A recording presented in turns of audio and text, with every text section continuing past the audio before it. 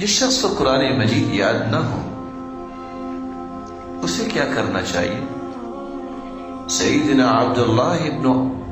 اوف رضی اللہ تعالی عنہ بیان کرتے جاء رجل الى النبي صلی اللہ علیہ وسلم فقال، ایک آدمی نبی کریم صلی اللہ علیہ وسلم کے پاس آیا اور کہنے لگا انی لا استطيع ان آخذ من القرآن شيئا،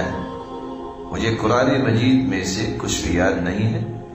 فعلمنی ما یجزئنی منہ، مجھے وہ کلمات سکھلا دے جو مجھے نماز میں کفایت کر جائے۔ فقال، تو آپ نے فرمایا قل، تم یہ کہہ دیا کرو سبحان اللہ والحمد للہ ولا الہ الا اللہ واللہ اکبر ولا حول ولا قوة الا باللہ العلی العظیم۔ اے اللہ تو پاک ہے، سب تعریفیں تیرے لیے، اللہ کے سوا کوئی معبود برحق نہیں،